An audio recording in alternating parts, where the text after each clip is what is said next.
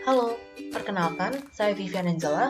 Pada hari ini akan memaparkan sedikit mengenai proyek aplikasi metabolomik di bidang medis dengan judul pengembangan metode deteksi kanker ovarium dengan identifikasi biomarker berbasis metabolomik. Pada pemaparan hari ini, saya akan menjelaskan sedikit mengenai pendahuluan, rancangan penelitian, hasil yang diharapkan, serta rancangan biaya. Yang pertama adalah pendahuluan. Kanker ovarium adalah kanker yang menyerang sistem reproduksi wanita, secara spesifik pada bagian ovarium dalam wujud neoplasma ganas.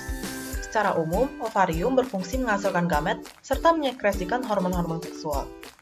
Kanker ovarium merupakan salah satu penyakit dengan tingkat mortalitas global tertinggi dan sekitar 1 dari 54 wanita menderita kanker ovarium. Menurut data The Global Cancer Observatory pada 2021, kanker ovarium menyumbangkan kasus kanker baru terbanyak ketiga pada wanita di Indonesia di tahun 2020, yaitu sebanyak 14.896 kasus dan menempati urutan ke-10 untuk kasus kanker baru secara keseluruhan di Indonesia pada 2020. The Global Cancer Observatory turut mencatat adanya 9.581 kasus kematian yang disebabkan oleh kanker ovarium, dengan tingkat mortalitas sebesar 4,1%. Tingginya tingkat mortalitas kanker ovarium disebabkan sulitnya diagnosis awal, akibat sedikit atau tidak adanya gejala pada tahap awal, serta penyebab atau etiologi yang belum jelas meskipun telah banyak penelitian dilakukan. Hal ini menyebabkan lebih dari 70% pasien kanker ovarium baru didiagnosis pada tahap stadium lanjut, yaitu stadium 3 dan 4, sehingga memiliki kemungkinan hidup yang lebih rendah. International Federation of Gynecology and Obstetrics atau FIGO menyatakan tingkat kelangsungan hidup atau survival rate selama 5 tahun pada pasien kanker ovarium stadium 3 dan 4 hanya sekitar 30%, sementara pada stadium 1 dapat mencapai 90%. Hal ini menunjukkan pentingnya pengembangan suatu metode diagnostik yang dapat mendeteksi kanker ovarium pada stadium awal. Hingga saat ini, belum terdapat screening test untuk kanker ovarium yang secara resmi diakui. Adapun metode-metode deteksi kanker ovarium yang ada saat ini masih memiliki masalah, yaitu tingginya tingkat false positif dan false negatif pada hasil deteksi sehingga kurang akurat dalam mendeteksi kanker ovarium. Metode lainnya pun masih relatif mahal dan tidak memiliki sensitivitas yang cukup untuk mendeteksi kanker. Berdasarkan hal tersebut, identifikasi biomarker kanker ovarium menjadi salah satu pendekatan yang dapat dilakukan untuk mendeteksi kanker ovarium.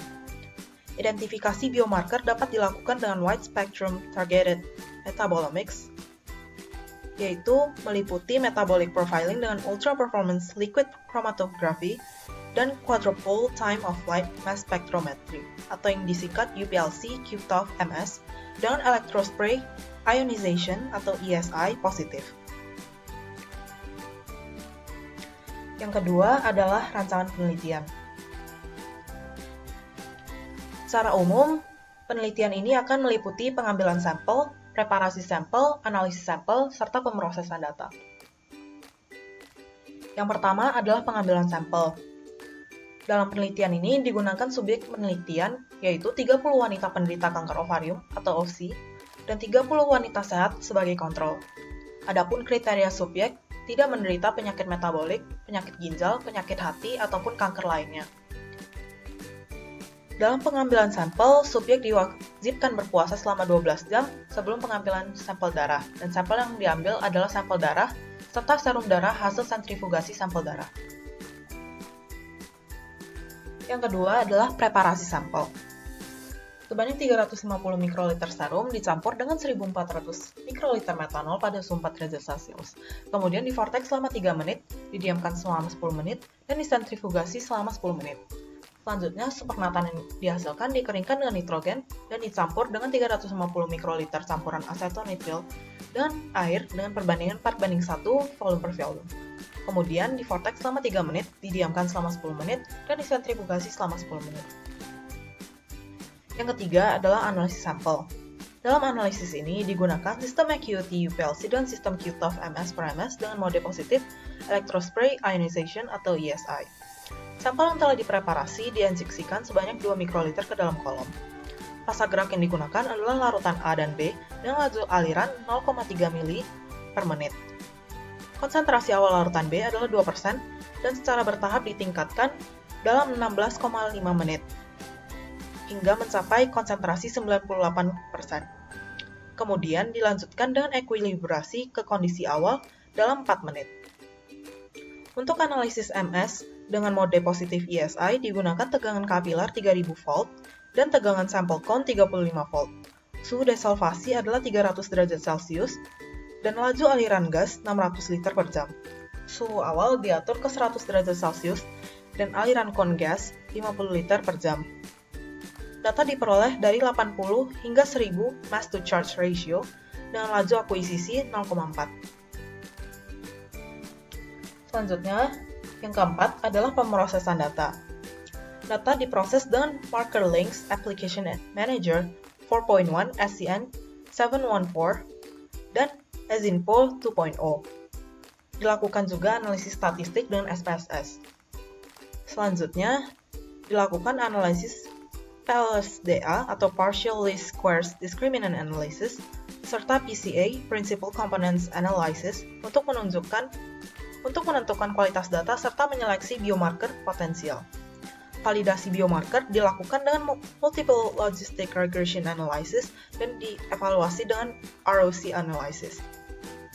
Identifikasi biomarker dilakukan dengan mencocokkan data-data informasi struktural pada Human Metabolite Database atau HMDB dan dilakukan interpretasi pathway melalui HMDB, KEGG, atau Kyoto Encyclopedia of Genes and Genomes, serta referensi-referensi terkait.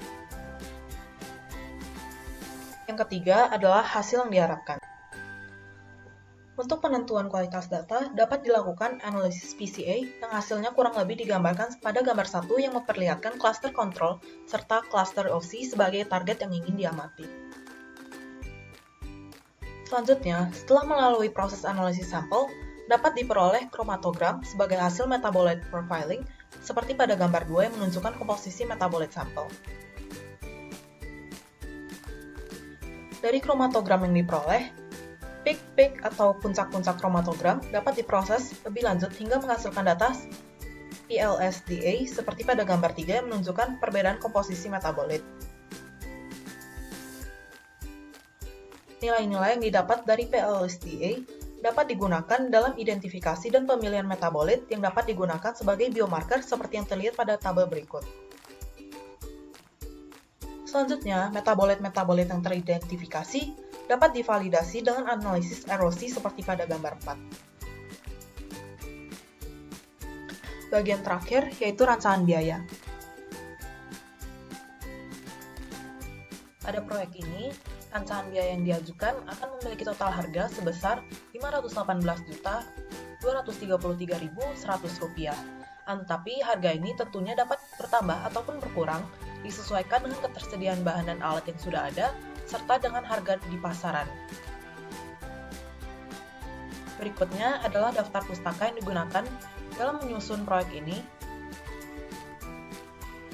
Sekian pemaparan dari saya, terima kasih banyak.